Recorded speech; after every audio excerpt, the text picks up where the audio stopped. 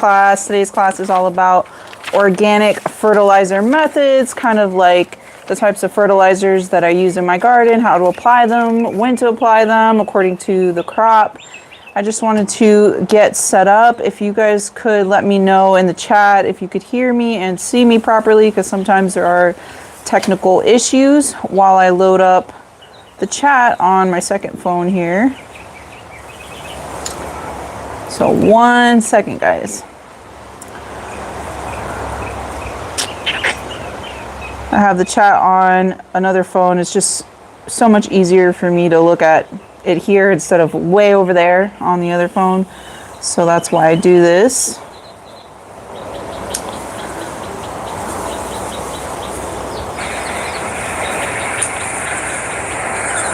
Give me 1 second, almost there.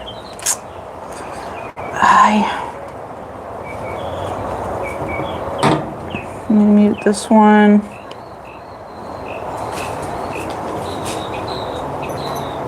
Alright, I gotta mute it, and then I can get in there. Alright, thank you, Tiffany, for confirming that you can hear me. It's 3 o'clock. Let's get started with this class. It does show like a delay, though.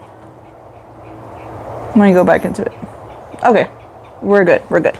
Alright, so real quick, before we get started, I just want to go over some things that are happening right now on my YouTube channel and stuff. These live classes that I do, I try to do at least one every single month, and it's a different theme. I will post in my community tab, just what are you guys struggling with? What do you want to learn more about? And usually when the majority says something in particular, that's kind of what I run with for coming up with the topic for the class.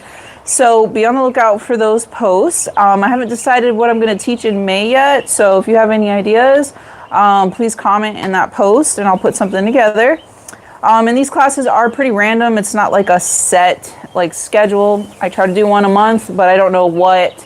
Usually it'll be a Saturday or a Sunday, because I'm off on the weekends to do this, so I don't know what date exactly or whatnot, but the best way to find out about them is to join my email group, because I will send out an email to everyone letting them know about upcoming classes and that kind of thing. I do post that on my social media accounts too, but unless you're not there at that moment to see it, you kind of miss it. So that's why I always suggest sign up for the email list. And there's a link in the description of this live class. In fact, there's a lot of things in the description of this live class. I try to put links to any type of tool, supply, product, anything that I mention, so you guys know where to find it. Especially in today's class, I'm talking about fertilizers. So I tried to put links to all of those things so you guys can see what I'm talking about. Also, I hit 50,000 subscribers on my YouTube channel. It was a couple weeks ago, or last month, that I hit it. But I wanted to celebrate achieving that milestone. I never thought I would be doing any of this one day. So I just uploaded a video yesterday, kind of like a Q&A. What do you want to know about me? Or frequently asked questions that I asked, that my subscribers asked me. And just kind of how I got started in all of this stuff, how I know what I know, and all of that kind of stuff. So if you just want some background into me and my business, my garden, and that kind of stuff, check out that video. And also, part of the celebration for hitting 50,000, I'm doing a bunch of giveaways. I have 10 different prizes. They're either seeds or gift cards to my website, my seed and plant nursery website. So if you want to participate in that giveaway, there's also a link in the description of this class that will tell you all the ways that you can gain entries, and then the top 10 people with the most amount of entries are the ones that will win those prizes.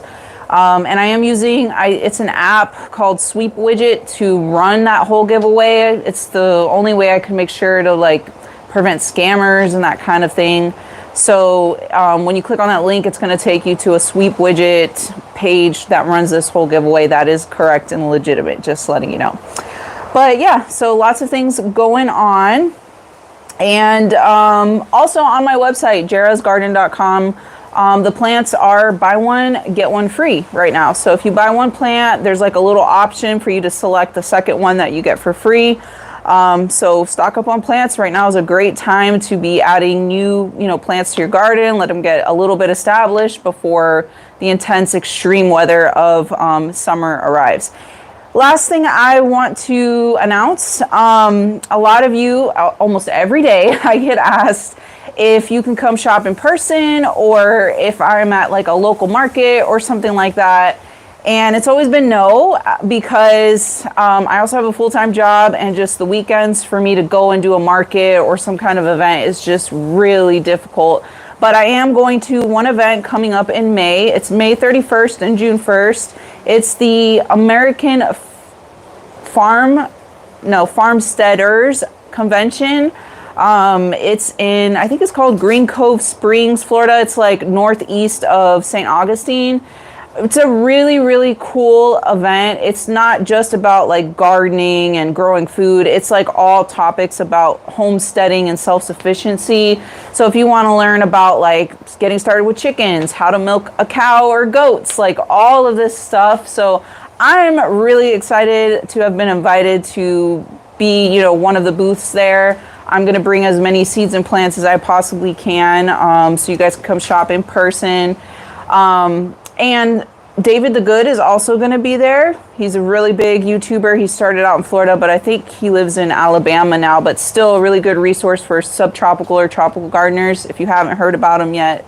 And Elise from the Urban Harvest. I believe she's local to Central Florida.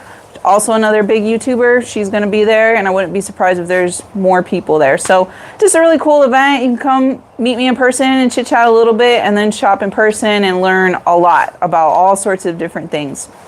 So just letting you know, I believe the event is called American Farmsteaders.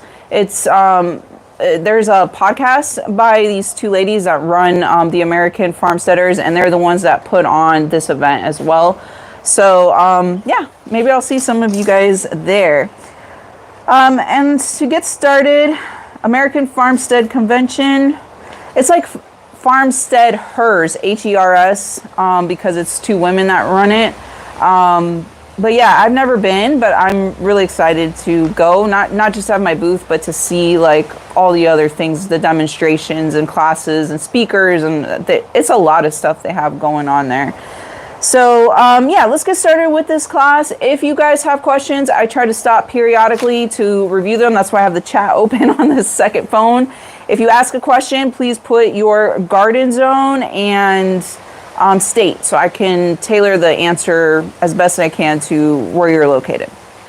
But anyways, let's get started with this class. So I've been kind of doing an organic gardening series. The last 2 live classes, you can review them on the live tab of my YouTube channel. We're all about different aspects of organic gardening. The first one was organic pest control, which is a huge thing, right? We all need to learn more about that, I'm sure. And the second one was organic plant diseases, like identification and treatments. It's super windy today. It's super hot. It's like already summer here. That's why I'm in my screen porch actually doing this, because there is not one single shady spot outside for me to do my class like I normally do. But anyways, so yeah, if you just want to dive deeper into organic gardening practices and learn more like how I do it personally on my home gardens and everything, go check out those other classes as well.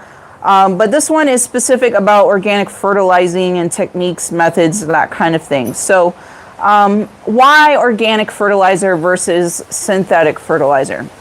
Because if you look at the makeup of an organic fertilizer and a synthetic, the nitrogen, the phosphorus, the potassium, chemically it's the same thing, no matter if you're using an organic fertilizer or a synthetic fertilizer. The plants really don't know the difference between nitrogen from organic or nitrogen from synthetic.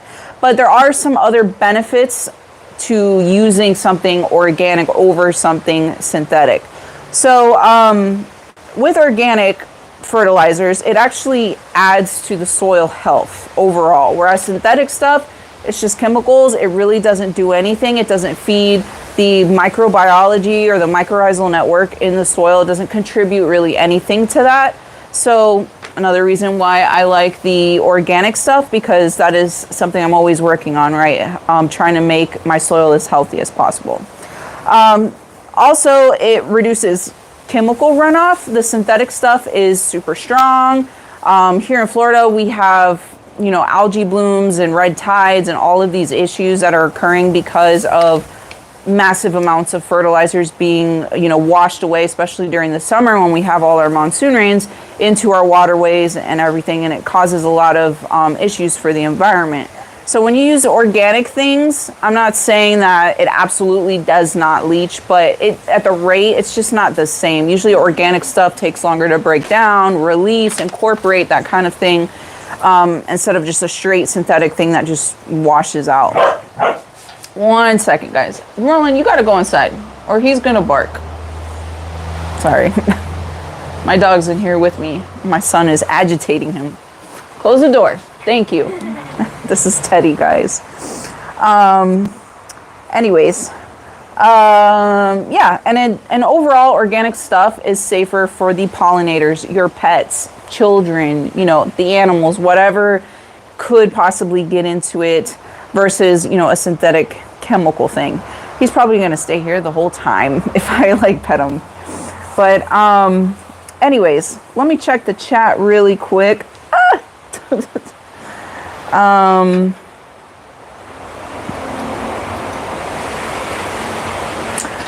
Jacob's Family Gardens is asking about some little crickets that are black with a red stripe down the back. I don't actually know what those are, unless maybe it's the nymph stage of the eastern lubber grasshopper. If they're like solid black, and they do have like a red stripe, I'm almost certain that's what it is. So those are really bad. Okay, it's an issue that us southern gardeners have. So it's currently right now is eastern lubber grasshopper season. Their little babies start off black like that, and then they morph whatever through their maturity stages and become these big grasshoppers, like this big, that are like yellow and green and black. They have like all sorts of colors. So when they're babies, it's easier to treat them. Like you can spray them with like spinosad and stuff and squish them, try to kill them, try to get rid of them, vacuum them up with a hand vacuum, and throw them in a bucket of soapy water so they can't get out and they basically drown. It's not easy getting rid of those, but it's easier trying to get rid of the babies while they're still black instead of an adult, because the adults now have a hard like exoskeleton, whatever you call that, and there's no spray, nothing that will kill those, and they will devour your garden like in just a couple days. So I'm lucky I don't get them here in my home garden, but I do get them at my aunt's property. She's in St. Cloud, Florida. I'm in Orlando, Florida. She's not very far from me, but she has a couple acres of land and she's surrounded by woods and stuff. So yeah, they definitely like appear over there. So yeah, I don't know if you're new to Florida or the South. This is a problem that we usually get here at this time of the year.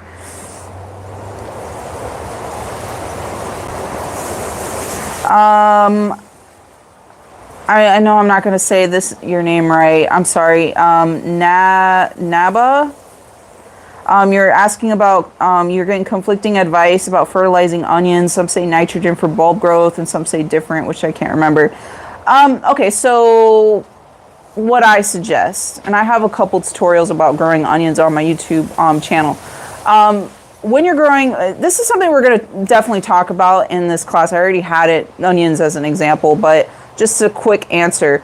When you're growing an onion bulb, you want it to be as big as possible, right? So every leaf of an onion, we call them the green tops, every little leaf piece is one layer of that bulb. So the more layers you have, the bigger that bulb gets.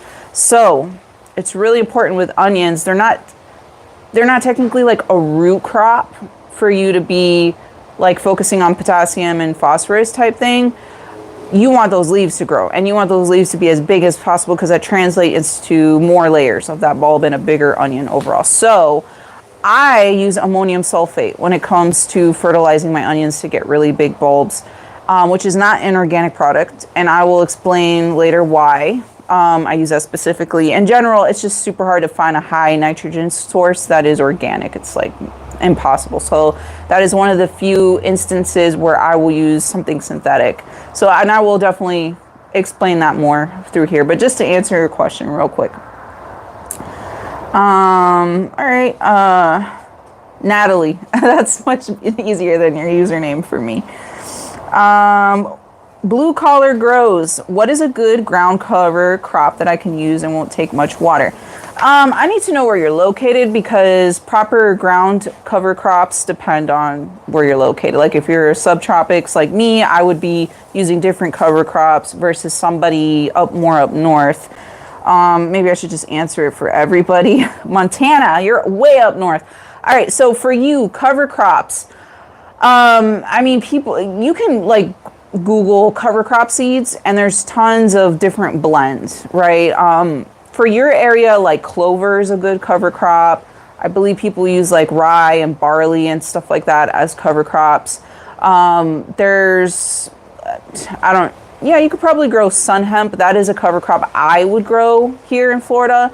Sun hemp and sorghum sundan grass, because they're nematocidal crops or nematode resistant, so it also helps us combat the whole nematode issue, which you do not get in Montana. That's an issue again, like those lubbers, like those awful grasshoppers.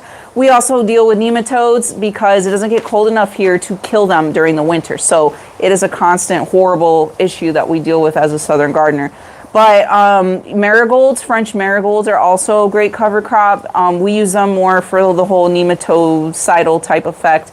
But in general, they produce a lot of biomass. And then you till all this stuff into the ground, terminate it before it goes to the flowering stage, because you don't want the cover crop to spread seeds everywhere and keep popping up. So you terminate it, cut it all down, till it into your soil. If you're using it as a nematocidal thing, you have to till it in the soil, fresh. You can't just grow it and the nematode issue's gone. You have to till it into the soil because it releases these chemicals and compounds into your soil, and that is what either kills the nematodes or resists them or repels them or whatever. It's not good enough to just grow it and then pull it out or something, if that makes any sense. But yeah, if you struggle with nematodes, summer's coming up. That's when they're the most active, and that's when I would recommend you shut down your garden if you have a big nematode problem, and use a nematocidal or nematode resistant cover crop for the whole summer. Because if you're growing food, they even eat weed roots. Like they eat everything, the roots of any kind of crop and stuff. So if you're planting something and they eat it and they have food, their population is going to explode during the summer. So I'm actually setting half of my garden down this summer. I've been doing that more in the last couple years. I'm still always growing something, but it's just the summer I like to shut down like half of it, and I'm going to be doing a nematocidal cover crop. Pamela asked, what's the best time to grow collards in Vegas? So Vegas, you guys are really super hot over there, but it does also get colder than what I get here in Florida. But you're going to want to grow your collards during your cool season, not a summer crop, not at all. So, I always tell people, look for the first month in fall where your temperature, your max average high temperature is at 85 or below.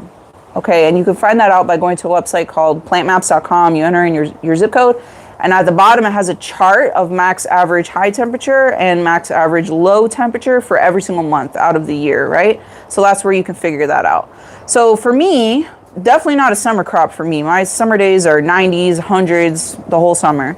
But the month of October is the first month of fall where it's at 85 or below. So that is my target date to transplant brassicas, including collards, kale, broccoli, cauliflower, all that stuff, into the garden. So you need to backtrack from there to start your seeds indoors, because it's also way too hot outside to be sowing seeds outdoors during the summer. So you have your transplants ready in time to transplant them out into the garden in October. So with that, well, I don't know if October is going to be the same month for you. I was just using mine as an example, but go to that website and see what month of fall for you is the first time the max average high temperature is at 85 or below. All right, let me get started with the class, right? Okay, so organic fertilizers, basically there's three main categories, right? You got plant-based fertilizers. So that's like compost. It's made out of plants. Kelp, alfalfa. Alfalfa is another good cover crop, by the way. you know, any kind of plant matter that is being used. Sometimes people take their grass clippings, all of that eventually gets turned into fertilizer. We have animal-based, like fish emulsion, manures, bone meal. And then we have mineral-based, like rock phosphate, green sand, azomite. I really like using azomite in my garden. So the plant-based and animal-based stuff are really going to give you just primarily the NPK, nitrogen, phosphorus, potassium type of stuff, and maybe some micronutrients, calcium, and whatever. But that's where I like incorporating some of the mineral-based stuff, like azomite, which is literally pulverized rock dust. So it's full of different minerals, trace minerals, that kind of thing. Because plants still need those too, especially fruit trees. They really like the heavier type of minerals. It is also said, and I do believe this, that minerals affect the flavor, especially of like tomatoes. So, you know, in Italy, they're famous because their tomatoes taste so amazing. Well, why is that? Italy is like volcanic ash soil. We don't have that here for the most part in the United States. So if someone grows San Marzano tomatoes in Italy, they taste a certain way. If I took the same seeds from those San Marzano tomatoes and brought them here and planted them in my garden, they're not going to taste the same because my soil here is not volcanic mineral-rich types of soils. So you can definitely add more minerals into, you know, your soil, amend with it and that kind of thing to help, you know, just overall with the taste. But all the theories like, oh, add sugar or plant basils that around your tomatoes, that will change the flavor. That's not true. None of that's true. The only thing that would affect it is just a high mineral content in the soil. All right, so now let's understand the role of each of these, you know, these nutrients, because you have to understand what they do to know when to apply them or what crop would benefit most from one or the other. So nitrogen, what does nitrogen do? It primarily promotes lush, leafy, green growth, stem growth, lots of foliage. That is something you definitely want to use if you're growing leafy greens, because why do we grow lettuce or kale? It's to eat its leaves. It's not being grown to like harvest a fruit like a tomato. Tomatoes are now a fruiting type of crop. If it's purely a leafy crop, you're growing it to eat its leaves. It honestly, all that plant needs is just nitrogen. So then, again, organic sources of nitrogen include alfalfa meal, manures, blood meal. That's one of my favorites. I have some blood meal right here. So anytime I plant something that I'm eating for its leaves, I will, if it's a transplant, I will put this in the planting hole, mix it up with the soil, and then transplant it. If I'm like sowing seeds direct over the soil, I will sprinkle this all over the soil and rake it in a couple inches into the surface, and then I'll direct sow my seeds. And usually with just that one application, that's more than enough to carry those leafy greens through the whole season until I'm done growing that crop or whatever. So I love blood meal. I swear when I use this, my leafy greens just look way more lush. The color is more intense. They always look amazing. All right, so phosphorus now is more for like root development, flower and fruit production. So it's great for root vegetables, right? It supports root development. So things like carrots, beets, these are root crops, really benefit from maybe amending the soil with some phosphorus before you plant those things. And it also helps with the fruiting crops. So fruiting is like a tomato or a pepper, an eggplant. It produces a fruit. Technically, they are fruits. Even a zucchini is considered a fruit. Phosphorus helps with the flower and fruit production. So one of the things I like to do with my tomatoes is as soon as I see the first set of flowers, it's starting that process of flowering and to produce fruit, I will then switch over to a fertilizer that is heavier in the phosphorus and potassium side of things than nitrogen, because if I keep putting more nitrogen, it's just going to grow lots of leaves and stuff like that, and that's not what I want at this point. I want it to focus on fruit production. The flowers, more flowers you get, the more fruit you're going to get. So both of those flower and fruit production are important with that. So at that point, I don't have it next to me here. There's a product that I like to use. I get it from Amazon. It's called like Bloom Booster. I put the link in the description. It's a bloom booster. It's very high in phosphorus and potassium. Oh, there's an ice cream truck going by. I don't think it's an organic product, but it's something that I like to use. So when I see that my tomatoes, peppers, that kind of thing have started blooming or flowering, I kind of switch to alternating with that or adding that into my fertilizer routine. But some organic sources of phosphorus include bone meal, rock phosphate, the azomites, and worm castings. And then the last of the three big, nutrient components in a fertilizer is potassium. Potassium helps with overall just like plant health. It helps the plants resist like stress and stuff like that, and also improves fruit quality. So that's why it's also a pretty good thing to have when you're growing fruiting crops. And it's good for like potatoes, squash, melons, those kinds of things. Organic sources of potassium include wood ash, kelp meal, and green sand. So just to give you some ideas. Let me look at the chat here. I have to scroll up through the chat to get caught up. Pamela says, you're in California, you plant marigolds with your tomatoes and they keep the nematodes from attacking the tomatoes, peppers. I have surrounded all my tomatoes with tons of marigolds and they still got nematodes. But they didn't get worms. I'll tell you that. Those worms do not come anywhere near tomato plants when there's marigolds all over the place. The science and research and like the universities and stuff that test out like what to do if you have nematodes and put out information to the public of the method to get rid of them, you really have to till the material into the soil. It's not good enough to just plant the marigolds. The plant material biomass has to be tilled in the soil so that as the marigolds or whatever plant it is that you're tilling in there breaks down, it releases this chemical that repels the nematodes and that kind of thing.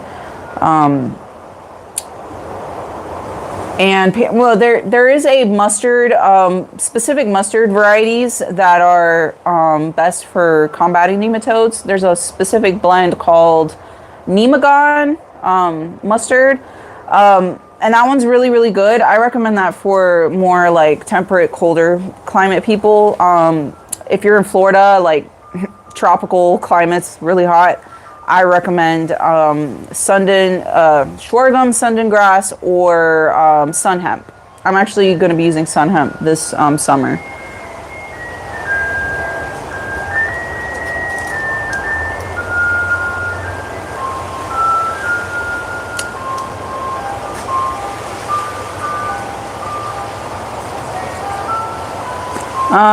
AQT Girly is asking if I still use Fox Farm. Yes, so I use Fox Farms. I get these little bottles from Amazon. It's a liquid fertilizer. It's not technically organic, but I do like to use that for my seedlings because it's liquid and I start a lot of seedlings indoors and it doesn't smell.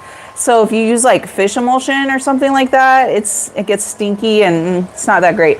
But I also believe in general, fish emulsion's pretty weak. Like if you look at the NPK values, and I wanted to show you guys that. Let me show you on here. So anytime you buy fertilizer, somewhere on that bag or whatever, is gonna have the 3 values posted here. Teddy, calm down. The first number is for, you gotta sit, is for nitrogen. So that is the percent by weight of nitrogen that's in this fertilizer. The middle one is the phosphorus, and the last one is potassium. So, if you're looking for something high in nitrogen, make sure the nitrogen number, the first number, is the highest. If you're looking for something high in phosphorus, then you want that middle number to be higher. For like the fruiting crops, like the tomatoes, peppers, and that kind of thing, I usually buy a tomato-specific fertilizer. I really like Espoma Tomato Tone, and you will notice that the nitrogen number is lower than the phosphorus and potassium numbers, or at least the phosphorus. I think the potassium not, and that is again to promote more of that flower and fruit production over just a bunch of leafy greens. So I actually use the tomato tone on like almost all of my vegetable crops. But anyways, so you need to know those values there or understand how that works. Okay. So why I brought that up is because fish emulsion is very weak in nitrogen. I think it's like 5 or something like that. And I just didn't feel that my seedlings really responded well to it. And on top of that, it's just stinky and that kind of thing. So I started using Fox Farms Grow Big for my seedlings, and huge difference. Like they grow very, very well with that stuff. So just one of few instances where I actually don't use an organic product, but it's just for my seedlings. Once they get transplanted in the garden, that's a whole different thing.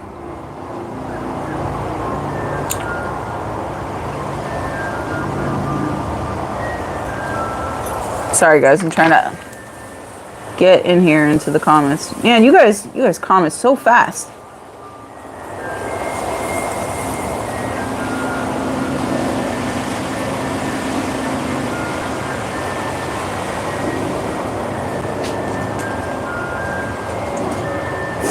Sorry.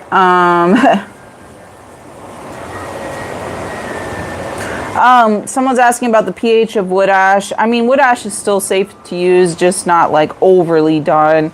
And you'll be fine if you don't like overdo it. Okay. Yes, I do use tomato feed for potatoes if the values are where I want it. So just because it says tomato tone doesn't mean you can't use it for other vegetables. They call it tomato tone, but really what I'm looking for is something where the nitrogen is lower than the phosphorus and the potassium. And you can use that for any vegetable crop that would grow better with that kind of mix ratio, so to speak. It doesn't matter that it's tomato tone. So I use the tomato tone on my peppers, my eggplants, squash. Like, it doesn't matter. If it's a fruiting crop that benefits from lower nitrogen, higher potassium and phosphorus, then that's fine. So like potatoes, same thing. It's a root crop. It's going to benefit more from being fertilized with something heavier on the potassium and phosphorus side than the nitrogen side as well. So yeah, you can use them interchangeably. Just because it says tomato tone or avocados, you know, sometimes I use avocado or mango fertilizers or citrus interchangeably with just like all my fruit trees, because in general, fruit trees, what they also like is lower nitrogen, higher phosphorus and potassium. If you give fruit trees too much nitrogen, they grow a lot of foliage and weak, thinner stems because they're like rapidly putting on all this growth. And you don't want that. You want thicker, sturdier, slower growth, because once they start fruiting and that kind of thing, this is a loud car, the weight of the fruit can break weak branches. So you don't want excessive fast growth on fruit trees. You want to develop stronger root systems, thicker stems, that kind of thing, to be able to produce the fruit. So yeah, I will just, whatever you have. If you have mango fertilizer, use it on all your fruit trees. Most of the time I have Espoma citrus tone, so that's what I use on all my fruit trees.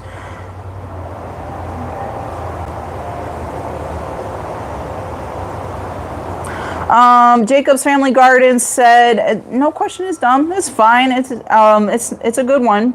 Can you just sprinkle the blood meal or bone meal over the surface and just like water it in? I would say no. I definitely recommend that you try to work in the bone meal or blood meal a little bit into the soil, because it has to be like mixed with the soil for the process of it to continue breaking down and make the nutrients bioavailable. If it's just sitting on the surface, not much is going to happen. So like all the microbes that are in your soil, the mycorrhizal network, those kinds of things, all eat that stuff down and therefore break it down so it becomes nutrients that are bioavailable to your plant. So if it's not mixed in that soil, that activity isn't going to happen as well. But I just take a little hand rake. You don't need like a tiller machine or something like that. And I just Go like this real quick, and you've worked it in enough.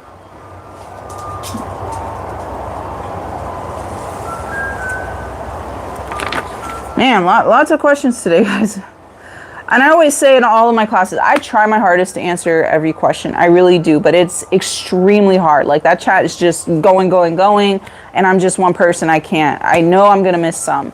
But if you really, if I didn't get to it and you want an answer, please feel free to email me at info@jarasgarden.com, and then I will catch up and reply later.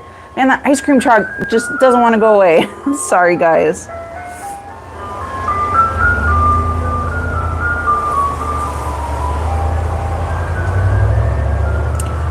Derek's mentioned terra, and I'm Hispanic and I have a hard time saying that.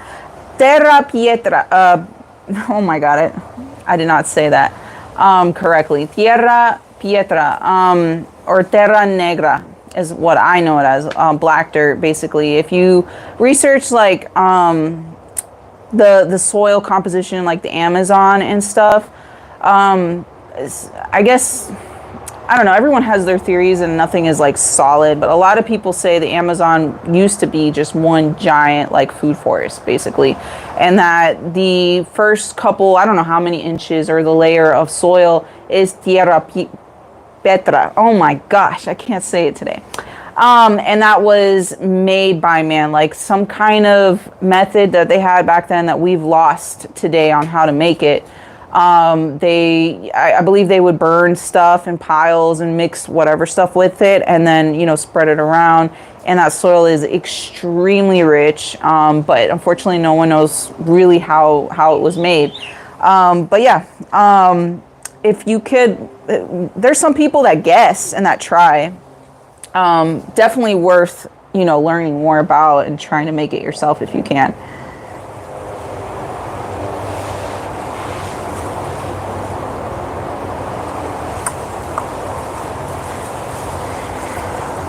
Guys, oh man, there's so many questions I'll never get through the class. I'm so sorry. So sorry, just so many questions. What to do if you can't fit a tiller in a raised bed when you for the nematodes? That is an issue. I've visited other like permaculture farms and stuff, and I've asked them like, how do you guys do this how do you recommend this be done for a small scale gardener, backyard gardener? I'm small scale here. I have a small backyard. I also have a couple raised beds and that kind of thing. Because we don't have that kind of machinery. We don't have tractors to like till, massive amounts of soil or deep anyways. So what I honestly recommend for you, grow it, and you're going to have to get a weed whacker to terminate the crop. Cut it down as much as you can. If you don't have raised beds, you would take your lawnmower basically and just cut it down. And then you will have to figure out a way to till it, whether it be you get like a pitchfork or something and manually just till it in a little bit, or you can buy smaller. I've had a smaller tiller, electric tiller before. I got it from Amazon, to just kind of help you work it through and break it apart. But the electric ones are not as powerful as a gas one. And now I'm looking to get a gas one. But otherwise, unfortunately, it is difficult, without the proper machinery being able to fit in there and all that. But it's the only way. It's the only way you can do it. You have to. If you have a nematode problem, it's really the only way. Biochar. Yes, biochar as well, instead of tierra pietra. I'm going to keep going with the class, guys. There are literally, I'm scrolling through, there's a million questions. And I'll never finish the class if I go through every single one. So I'm sorry. I don't mean to, I'm not avoiding anyone or nothing like that. It's just, there's a lot.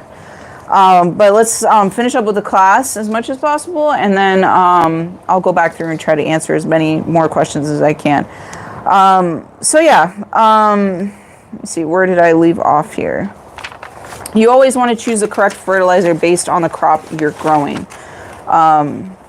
There's some exceptions when you're growing legumes. So things in the bean family, legumes, pigeon peas even, or legumes. Peanuts are considered or are part of the legume family. They're kind of their own special thing because they actually pull nitrogen out of the air, the atmosphere, and affix it into the soil. So they basically generate their own nitrogen. So that is a crop where you do not want to be adding more nitrogen, because then again, that's just going to promote even more just tons of leafy growth and less bean production. So in general, beans, peas, sweet peas, snow peas, all that too fall into that category. I don't fertilize them at all. It does help if they're growing in some decent soil though, you know, with heavy composted matter or something. Just overall, they will grow and produce a lot better with that. But like, do not add any more fertilizer to them at all. I am having a little bit of a situation, and I'm bringing it up because someone else just literally emailed me, I think it was like yesterday, that they also were having the situation. But a lot of her bean crops are real yellow, like they're not green.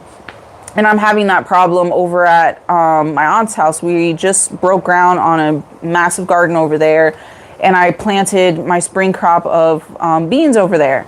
And they are all like leached out yellow color, not green. And it's really odd, but that signals that most likely there's either a lack of nitrogen or the soil is too dry or too wet. I mean, there's a lot of different reasons why that happens. And that garden is new soil. So we brought in like truckloads of soil that I ordered. And when it's new soil, it takes a while for that soil to like become like active and good and working in its environment, its new environment, if that makes sense, accumulate nutrients and the, you know, microbiology and all of that before it starts to function properly. So I think that's part of what's going on over there. And because of that, I am giving them, my beans, some fertilizer, just to help them break out of that for a little bit. But other than that, I wouldn't fertilize any of those. And then we have some flowering crops. I don't know if that's like an actual term, but it's a term I use. Flowering crops, where you are eating its flower. And that's stuff like broccoli and cauliflower. They produce a big plant. In the middle, it produces this huge flower thing. It's actually a collection of tiny little flowers close together. You're eating that flower. So you want to also fertilize those types of crops with something higher in the potassium and that kind of stuff, and pull away from the nitrogen once you start seeing that flower formation start to occur. And then along with the onions that I had mentioned earlier, corn and onions are the two crops where I don't use a organic fertilizer because I can't find one that's strong enough. Both of those crops require high amounts of nitrogen if you want to grow them properly, like to perfection, so to speak.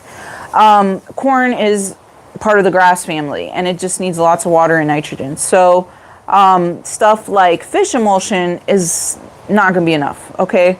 That is an instance where I use ammonium sulfate. I think that's like 21% nitrogen by weight, so super high there. And I just can't find anything organic that fits that bill. Some people do use, you know, whatever organic fertilizers, and you still get something decent, but I like to produce like the best possible results. So corn and onions are the two instances where I would use something like ammonium sulfate. Okay, so let's talk about how to make your own fertilizer. That's a nifty skill to know, especially with like rising prices of fertilizer. I can't tell you as a business, like I go and buy my fertilizers like wholesale to save a lot of money too. And the prices there have just skyrocketed. It's insane. So it's important to know how to make your own fertilizer if you can. And also it uses a lot of waste from your kitchen and scraps and stuff like that. So it's just good practice overall. By far the easiest thing for everyone to start making is compost if you can. Start a compost pile, throw everything that you can in there and just generate your own, you know, natural compost fertilizer. Another one is using banana peels to basically make a tea with them. You soak them for a couple days, and it's a not extremely high, but it does have low amounts of potassium in that liquid that you could use. to boost calcium, which if you're noticing like blossom end rot a lot in your vegetable plants, it's not really, most likely you have plenty of calcium in your soil. It's just the soil moisture is either too dry or too wet, and it fluctuates a lot instead of staying more consistent.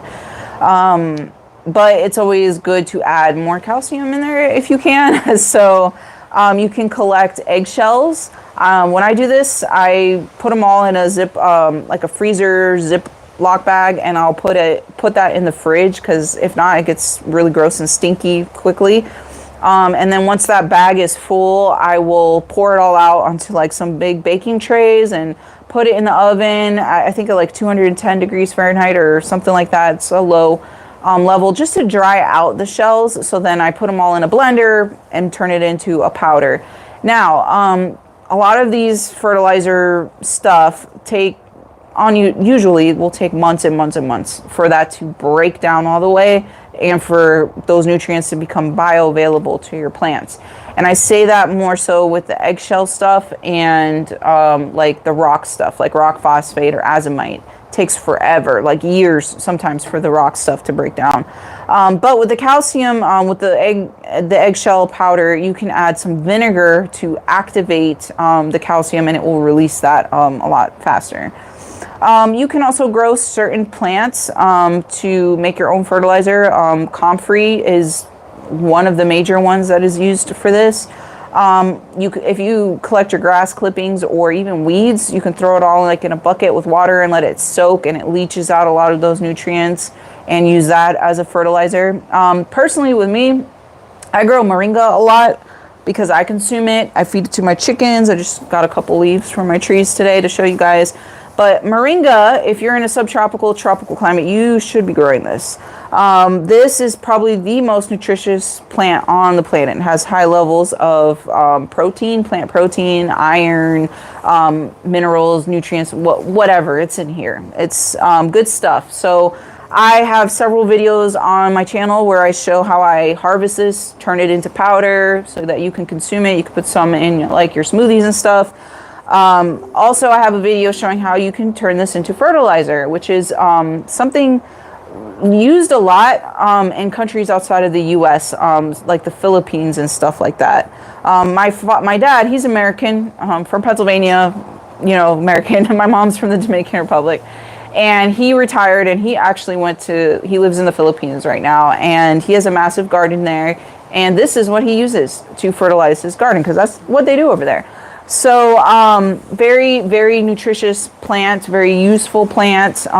If you can grow it, do it. You could use this all over the place. But yeah, I will collect fresh leaves like this, and I will put it in a blender with some water and blend it up as good as I can and strain it out.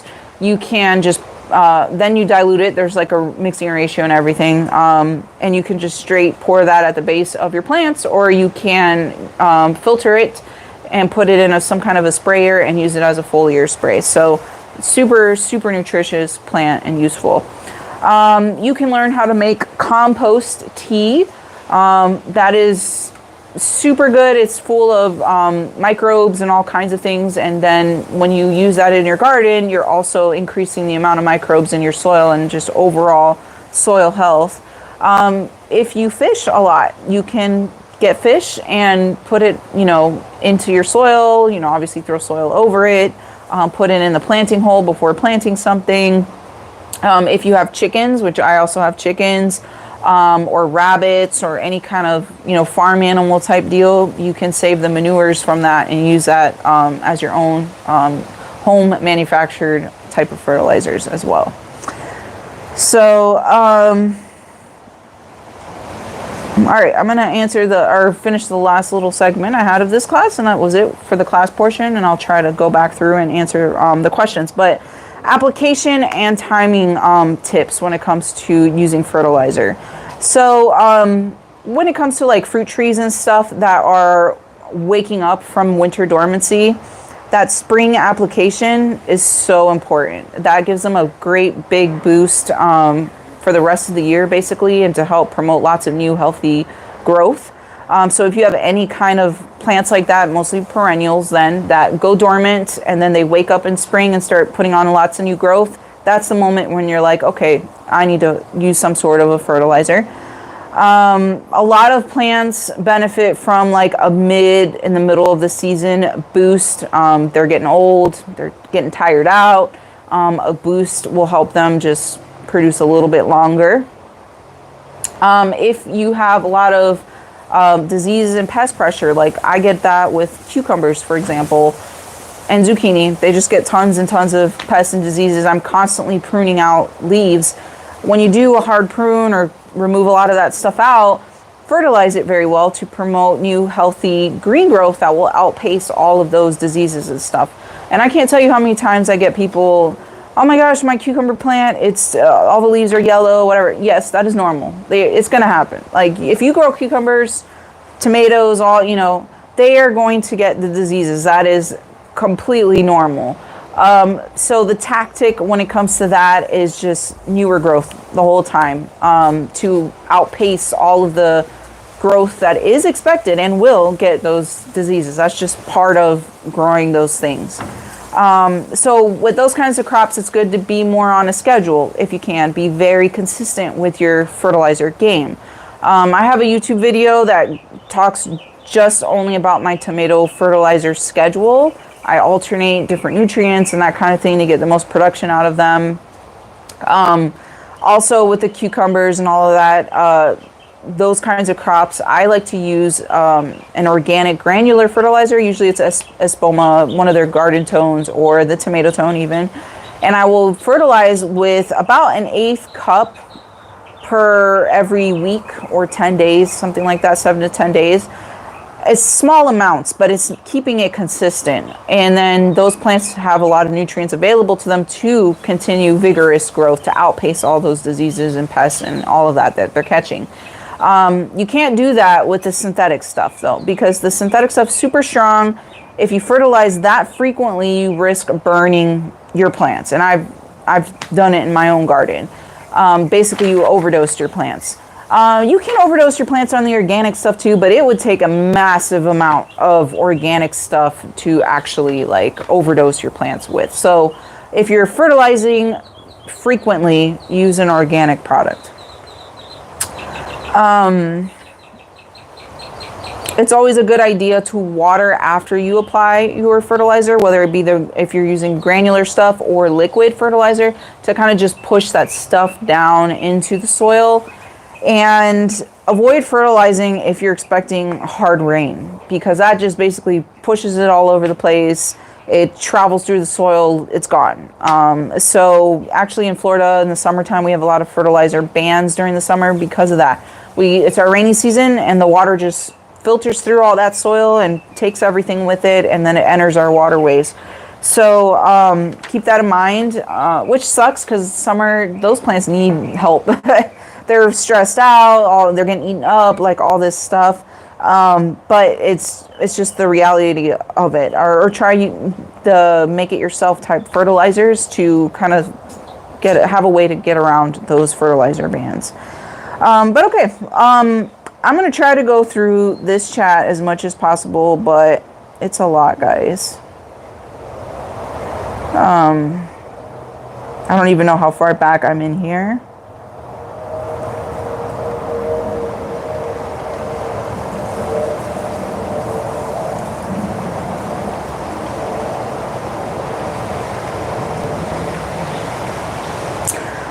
Liz asked, do I recommend adding beneficial nematodes to gardens or lawns with nematode problems? I've been doing a lot of research on that topic lately because I've been trying to figure out what I was going to do this summer to manage the nematodes in my garden, which I don't have them very bad at all, but their numbers are increasing every summer that goes by. I notice it just gets a little bit worse. And so beneficial nematodes, I'm not an expert on it yet, but for the most part, those are used to eat up like grubs and other like worm insects and the larva stage of a lot of insects that are in the soil. I haven't been able to get like clear confirmation on if there exists a beneficial nematode product that will actually, like, you can pour it and it will eat the bad ones. If you go to Abico or Arbico Organics website, they're like the main company that has that sells beneficial nematodes, and they have like lists and lists, like buy this kind if you have this problem or whatever. And when I was looking at that, I didn't see on their list at all, like, buy this kind of beneficial nematodes to eat the bad ones. Like, it's not clearly stated. So I'm not 100% sure on that. I mean, I have heard beneficial nematodes eat the bad ones, but I just don't know if that product would work in that way. Like, one of the things that I do is I add crab meal into the planting hole of nematode susceptible, like the ones that I've noticed are super susceptible to nematodes and root knot nematodes in my garden. And almost always when I find that, it's either a squash or a tomato most of the time. So anytime I plant those, I will add some of that into the planting hole, because the crab meal breaks down into chitin, which the beneficial nematodes eat, and if you attract more of the beneficial ones into the garden, they will eat the bad ones, or at least that's what is said. That's not to say that I've grown a tomato, put crab meal in the hole, and it didn't get root knot nematodes. It still did. It's just a very tricky, hard situation, and there's several different species of nematodes. Each one prefers something different, like a different crop over the other, so it helps to identify like what kind you're dealing with, so you choose like the best way to combat it. It sucks. I'm just gonna be honest with you guys. Nematodes suck. It's just, there's not one clear solution for it. You can call your county extension office and they will come and test your soil to help you identify what kind of nematode strains you have, but that can also change too as they migrate in, travel out, whatever, they end up doing.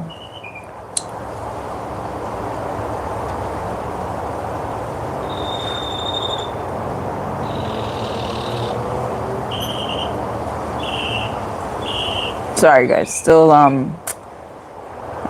trying to find the questions. It always like goes back to the bottom and I have to scroll back up through from where I left off.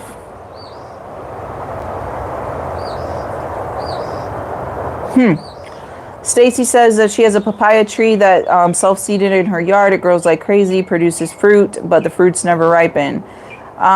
There could be several issues going there. For one thing, if you don't know the exact variety of papaya, it could be a problem. How do I explain this? Papayas in general, a papaya tree can be female and another one can be male, and you have to have both present so they cross-pollinate and you actually get fruit. But there are some papaya varieties that are self-fertile, like the one that I grow in my garden is called Red Lady, self-fertile. So I don't need another one to cross-pollinate. So that could be the case. That's why I don't like getting seeds from like a grocery store or something randomly popping up that I don't know specifically what variety it is, because if it's not self-fertile and you only have one, you're not going to get any fruit from it. So it could be like trying to produce a fruit and then it dies because it didn't get pollinated. It could be stressors. It could be its root system is constricted and it can't like get to the size it needs to be to support fruit production. It could be missing some nutrients. It could be the soil is too dry and then the fruit detaches before it can mature. I see that happen a lot with like my mangoes and citrus. If they swing constantly between wet soil, dry soil type of situation instead of being consistent, the fruit falls off and that's it. So it could be a lot of different things.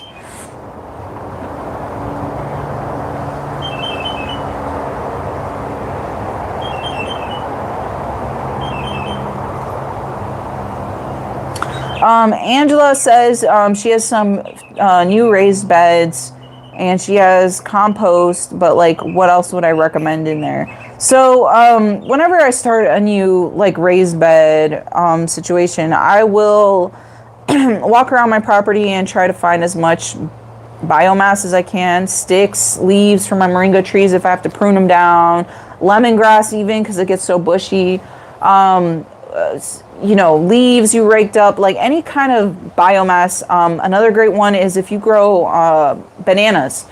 Once it produces that banana bunch or whatever, when it's not going to produce anymore, that same stalk. So you're supposed to cut the stalk down. It's done. It's not going to produce again. That way the plant can refocus its energy to sending up new stalks that will continue producing. But that's a lot of biomass right there. So I would take all that stuff, whatever you can find, throw it at the bottom of your raised bed to take up space, and then fill the whole thing up with the cheapest compost you can find. I talk about I think it's Timberland brand that I find at Home Depot. It's a white bag with like a yellow label on the front of it. I've been using that for years. And that's it. That's literally what I would fill the raised bed with. Now, depending on what you're going to grow in that bed, that would dictate what kind of amendments or maybe stuff I would want to add to it. Like if you plan on growing onions or corn that needs a lot of nitrogen, you might want to work some ammonium sulfate or a lot of blood meal or something into that soil before you plant. If you were going to plant things that benefit a lot from those micronutrients or the minerals like that from azomite, like the tomatoes and peppers, then I would sprinkle in a whole bunch of like azomite and work that into the soil as well. So that's what you would do further than that is really going to depend on what you plan on growing in there. Yeah, a lot of people are saying their green beans are turning yellow. I mean, it could be too hot. Green beans don't like excessive heat either. So it's something that I grow during the spring and like fall, not the summer. Because, yeah, they're just not happy in that extreme heat. So it could just be, you know what, summer came early for us. The weather's been really weird. Some days are like super, super hot. And then others, we get like a tiny bit of cold at night type of feeling still. It's I don't know. It's like it doesn't want to decide if it wants to remain spring or summer.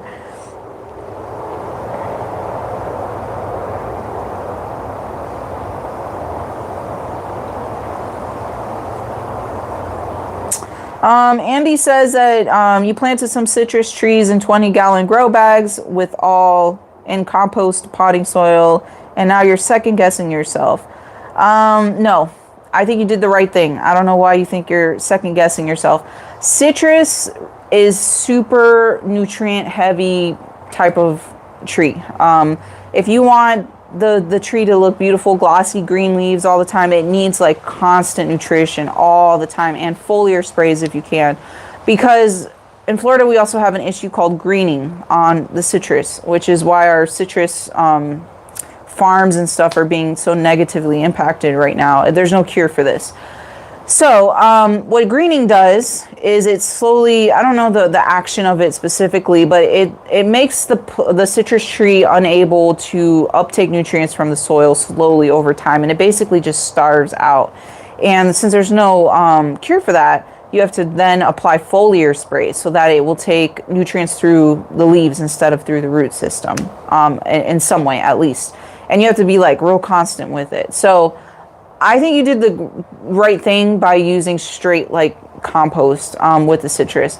The thing I would be more concerned about is planting your citrus in full sun. They don't like that. They don't really thrive well with that. And I know a ton of you in Florida have citrus trees, big ones that are in full sun. But if it's a newly smaller tree, not mature yet, they really do benefit from growing underneath some shade, especially in the afternoon. And if you ever go hiking in Florida and you find a citrus tree in the woods, I've seen it, they're always like an understory type plant, and they're all underneath like oak trees or whatever. And that's their preferred type of setup. And I was visiting the Reed Farm. It's been a year now, and I have a video on my channel of touring the Reed Farm. They're in DeLand, Florida, and he had some of the most beautiful, lush, green-looking citrus trees I've ever seen, and he does like nothing to them. And I was like, what is your secret here? And he said, Lonnie Reed from the Reed Farm told me that planting them where they get some afternoon shade causes the overall tree to not be so stressed out, which also increases the diseases, susceptibility to the diseases and the greening and all of those issues. Which is true. Like if you're stressed out, your body, your whatever's happening, you're stressed out, your immune system also gets lowered. The same thing happens to plants. So after he said that, that made a lot more sense to me. So I think you're fine with the compost. I plant all of my fruit trees, every single one of them, in a big hill of compost, and they do great.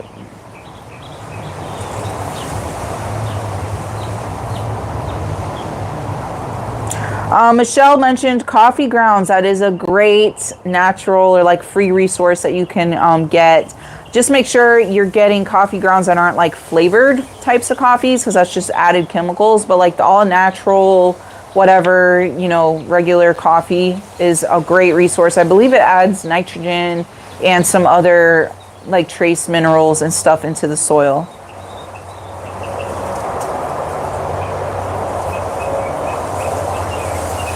Pine needles are also, I saw Tracy mentioned, they use pine needles.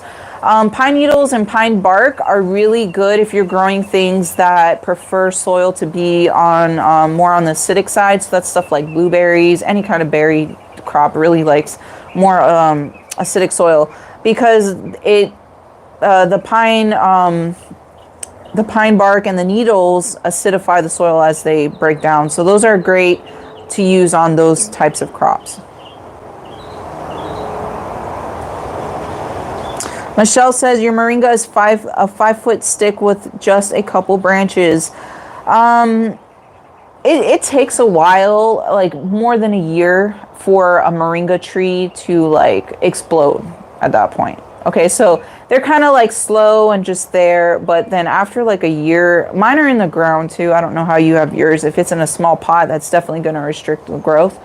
But after like the first year, they're insane. Like I just chop them in half at the trunks, branches, just straight across once or twice a year, and to keep them more, shrub-like and smaller. But in general, moringa doesn't get huge like an oak tree or none of that. But, it's a constant harvest, chopping down type thing, and they just keep exploding back. I would just put it in the ground if you can, or a much bigger pot, and I don't fertilize that at all. And they do fine. It just takes a while.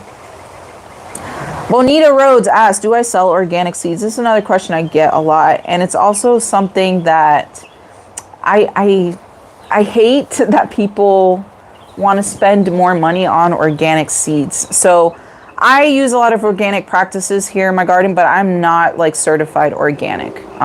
So I'm not going to say, I cannot say my seeds are organic. They're not, because I'm not certified, right? But the thing is, the seeds being organic doesn't matter. Like when you harvest seeds out of plants, they're not covered in any of those chemicals. You're not bringing chemicals into your garden by planting seeds that are not organic. So I feel the whole buying organic seed thing is just a way to upsell and make more money off from seeds, because it does nothing. Like there's no difference. What matters is how you grow that plant in your garden, and that you use organic practices, because you're going to be consuming this stuff. So organic seed just doesn't matter. When I harvest seeds out of a tomato, I squeeze the seeds out of the tomato, process them, dry them, that kind of thing. The seeds they're not covered in whatever stuff I may have sprayed, my tomato plants with, if that makes any sense. So a lot of times people ask me if my stuff is organic, and I'm like, no, it's not organic, but that doesn't matter. What matters is how you grow this stuff into your garden. For the most part, I'm not certified organic, but they are like organically grown, because that's what I do in my garden, except for the corn and like onions, because I use ammonium sulfate and stuff like that for those crops. But the seed is still, I don't know if you guys get what I mean, but not covered in like chemicals and stuff like that anyways.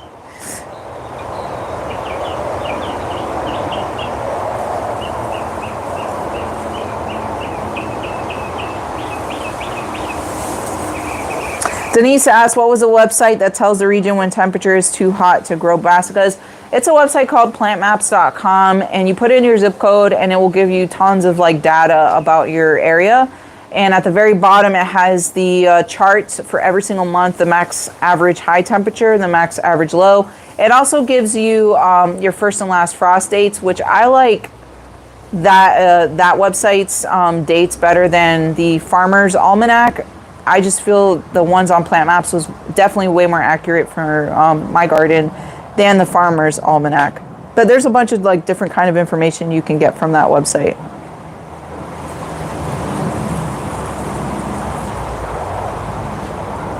Sarah's asking any tips for the raspberries that I sell on my website. I sell Mysore raspberries. They're kind of like a really hard thing to find, but that's why I sell them, to try and make this more unusual, lesser known things more available to other gardeners.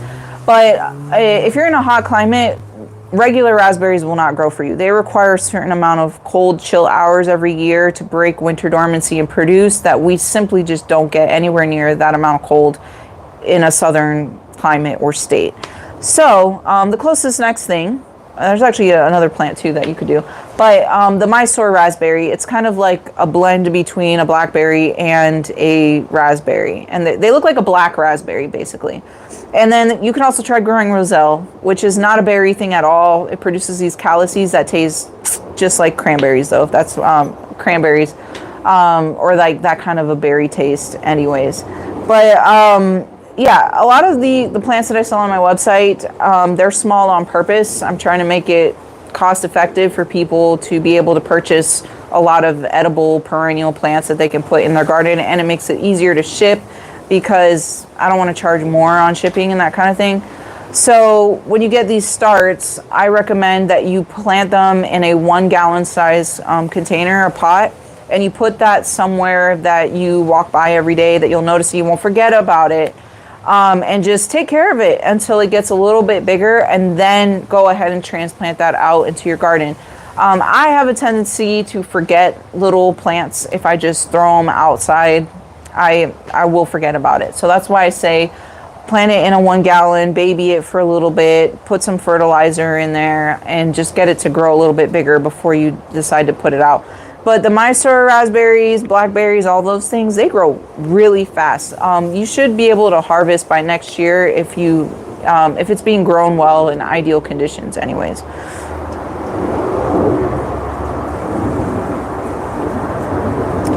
Angela says you have dead branches of pampas grass. Can you use that as a filler? Yes, if it's dead, yes. You want to make sure that these things are dead. Well, grasses are fine, but there are some things that propagate and spread like crazy if it's not dried out and dead.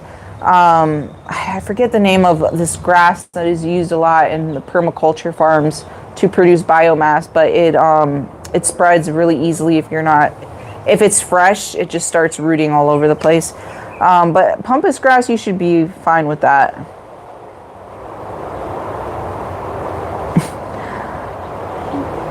Patoriku asks, a favorite bird. I guess you want to know my favorite bird. I'm going to say the cardinal, just because I have this cardinal that comes to my garden all day, every day almost, with his wife. So they've been here for years, and I get happy every time that I see them. Tiffany's asking about getting rid of moles. I actually am not an expert on that because I don't have a mole issue in my garden, so I've never had to like go through that. But I have heard people, it sucks, but I have heard people put like chicken wire, not chicken wire, coop wire, hardware cloth, because it's smaller holes. I like the bottom of their beds so that the moles can't like get through. Or, try growing in like containers or grow bags type things to avoid them. But yeah, those are tough. Critters are tough. I'm in like a real urban area. Well, my garden here anyways, not my aunt's, but fenced in. Like, I don't have a critter problem because of that. I have the occasional squirrel. So it's hard for me to like give you guys suggestions on that stuff, since it's something like I personally don't really deal with. But yeah, if I had a critter problem, I would be like fencing in everything, locking it down, like whatever, so they can't get in.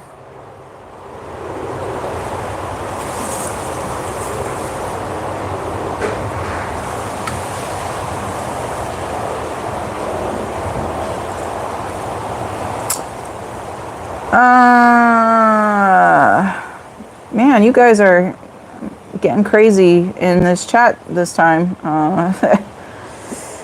Sorry.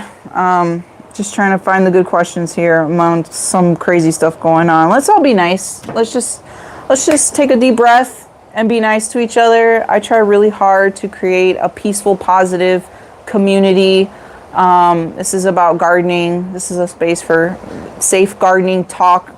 So, you know, if someone's saying something you don't like in the chat, don't worry about it. I will find it and deal with it. Just continue enjoying the show, okay? Or chit-chatting with me here.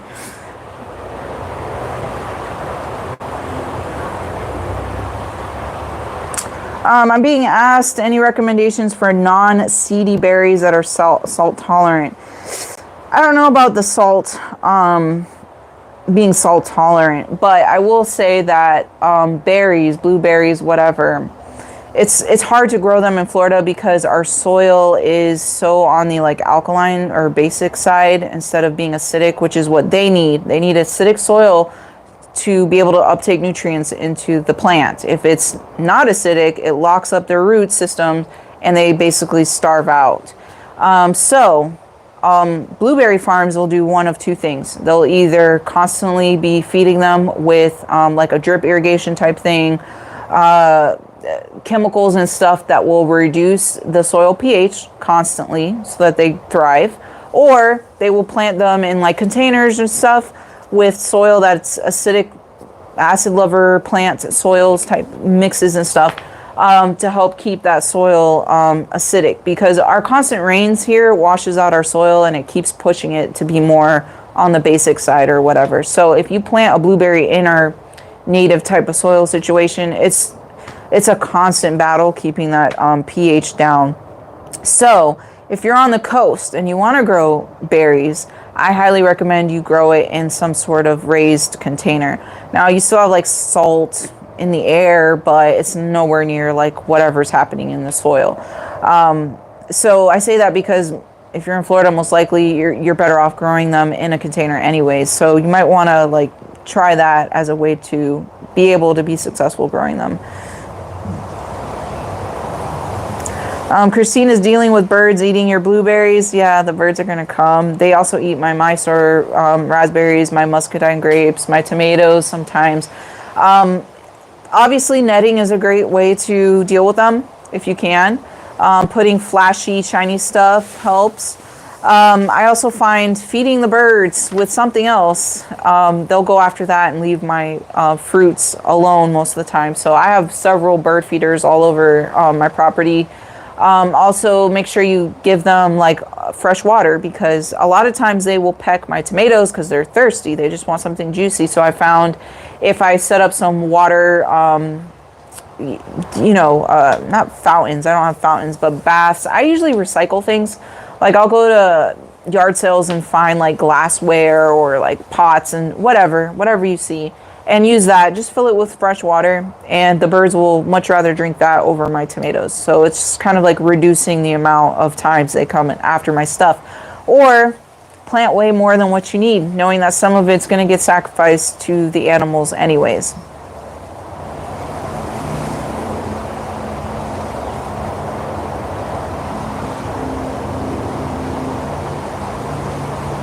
Oh my gosh, did I catch up? I think I caught up with the chat.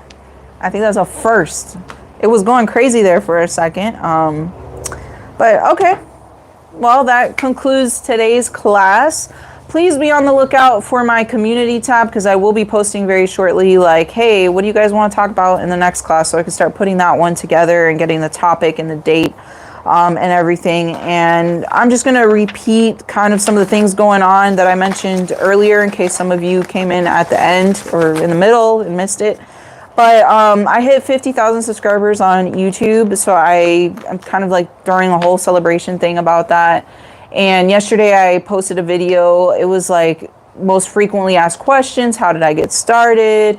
If you want like some background, like how big my company is, how many employees, do I have help, and all that kind of stuff with everything that I do.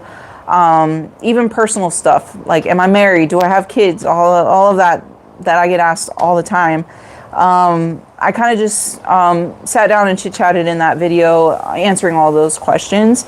And I'm also doing a huge giveaway right now. I talked about it in that video, but there's also a link in the description if you want to win seeds or even gift cards to my website.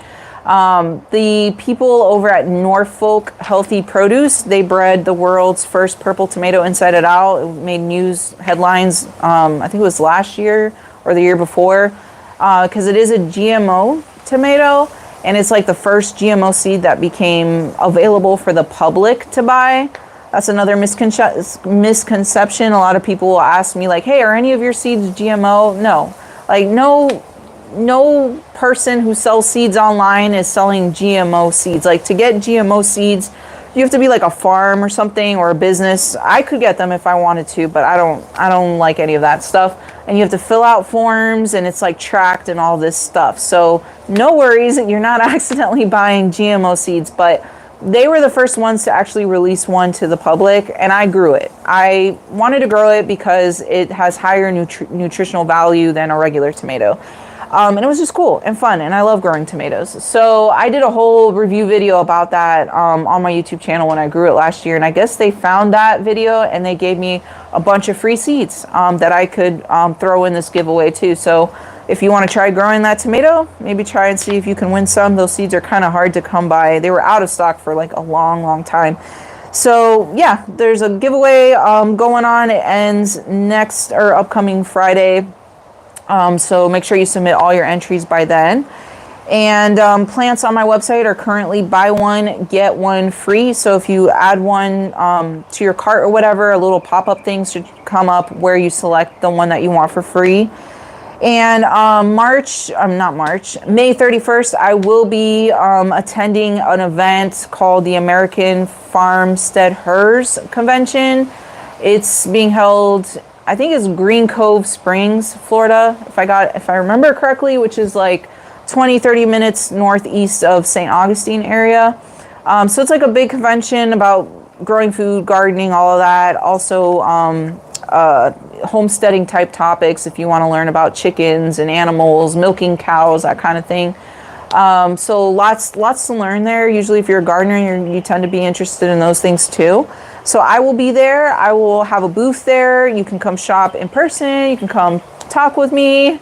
I wish I could be more present out there to meet you all, basically. I'm just talking to a video here, and you don't really get to connect with the other people and the viewers as much as I'd like to. I would like to meet you guys, do classes in person and that kind of thing. So anyways, it's the first time I will be at an event out of the 3 years or so I've been doing all of this. So I'd love to see you guys there. They're going to give me some free tickets that I will also be giving away. So be on the lookout for that. I will post all of that all over as well if you want to try to get some of those tickets.